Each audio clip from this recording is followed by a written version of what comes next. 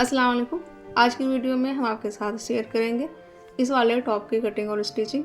ये टॉप मैंने 8 से 9 साल की बच्ची के लिए बनाया है।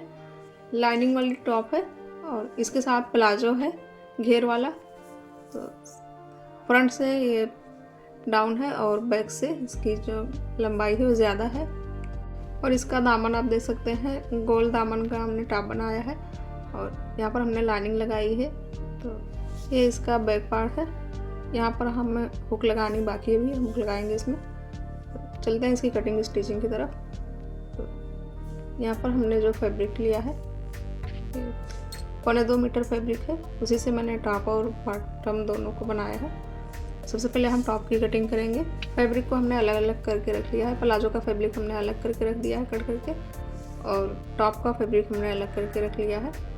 यहाँ पर ये इसकी बैक साइड है। टॉप की बैक साइड की जो लंबाई है टॉप की वो 24 इंच है और इसकी चौड़ाई 17 इंच है।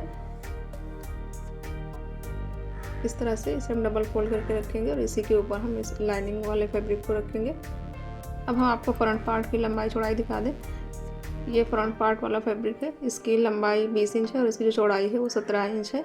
चौड़ाई दोनों की बराबर है, लंबाई कम ज़्यादा है क्योंकि फ्रंट पार्ट वाले हिस्से को हम थोड़ा सा ऊंचा रखेंगे बैक पार्ट से।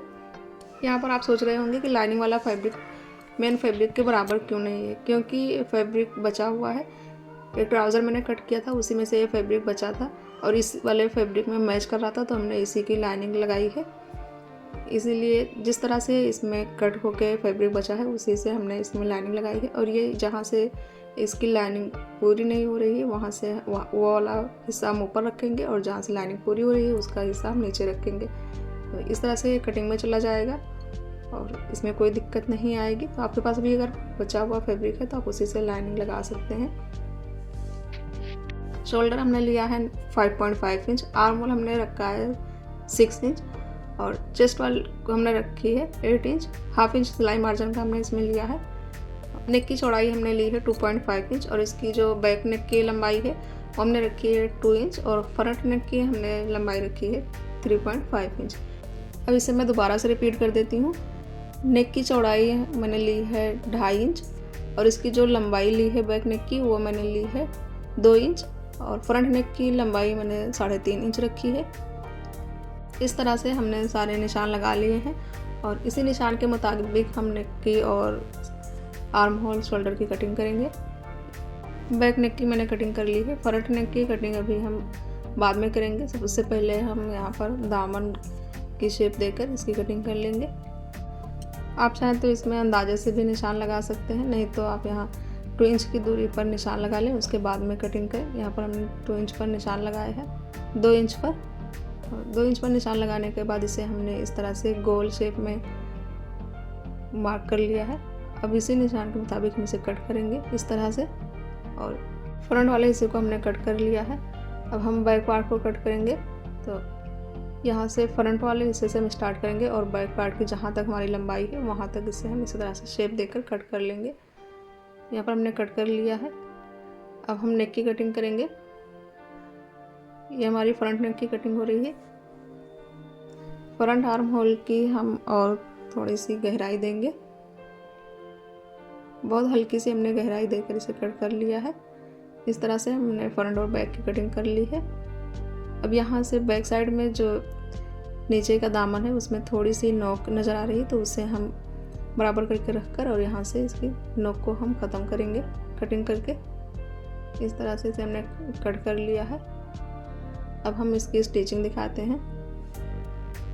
सबसे पहले इसमें हम लाइनिंग ज्वाइन करेंगे। लाइनिंग ज्वाइन करने के लिए यहाँ पर हम आर्म होल की स्टिचिंग करेंगे।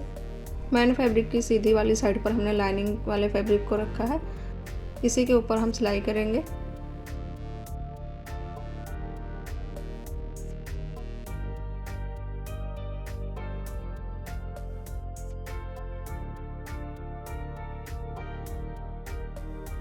आर्म होल की हमने सिलाई कर ली है। अब हम नेक की सिलाई करेंगे।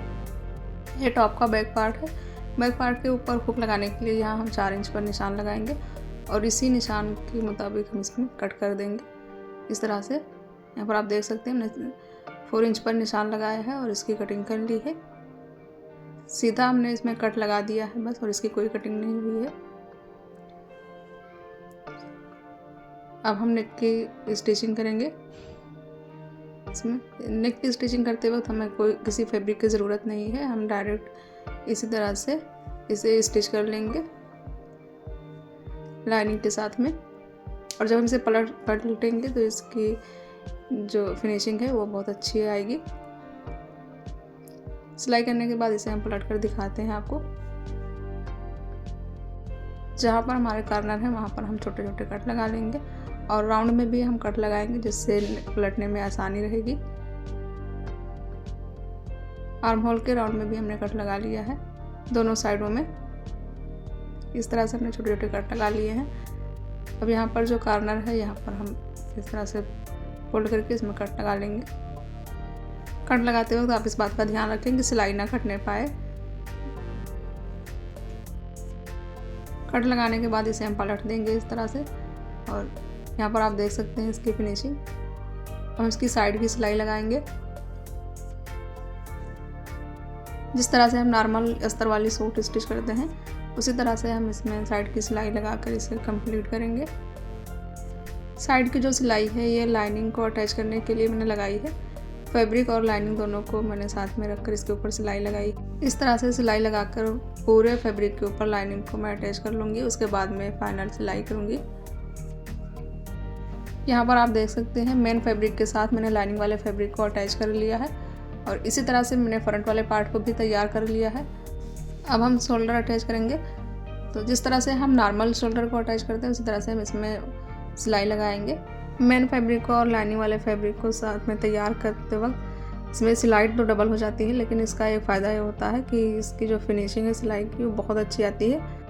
अगर आप भी ये वाला टॉप बना रही हैं तो आप पहले फैब्रिक को लाइनिंग के ऊपर प्रॉपर तरीके से जोड़ लें, उसके बाद में इसमें सिलाई लगाएं। अगर आप इस तरह से टॉप नहीं बना रही हैं, कोई और टॉप बना रही हैं, फ्रॉक बना रही हैं या फिर कुर्ती वगैरह बना रही हैं, छोटे बच्चों का है, तो आप इसमें इसी तरह से लाइनिंग को जॉइंट करें, उसके बाद में सिलाई लगाएं। दोनों को साइडों की हमने सिलाई लगा ली है। अब यहाँ पर हम दामन को फोल्ड करेंगे। तो दामन फोल्ड करते वक्त आप यहाँ पर चाहें तो कोई लटकन वाली लेस भी लगा सकती हैं। उम्मीद है कि वीडियो पसंद आई होगी, क्योंकि हमने इसकी कटिंग और स्टिचिंग बहुत ही तफसील से बताई है। फिर भी अगर आपको वीडियो से रिलेटेड कोई डाउट है तो आप हमें कमेंट करके पूछ सकते हैं, रिप्लाई ज़रूर मिलेगी। यह है इस टॉप की फाइनल लुक। अब इसमें हुक लगाना बाकी है तो मैं बाद में लगा दूँगी। तो आज की हमारी ये वीडियो आपको कैसी लगी है हमें कमेंट करके ज़रूर बताइएगा। वीडियो अच्छी लगी है तो लाइक करिएगा, चैनल को सब्सक्राइब करिएगा। मिलते हैं हम नेक्स्ट वीडियो में, तब तक के लिए अल्लाह हाफिज़।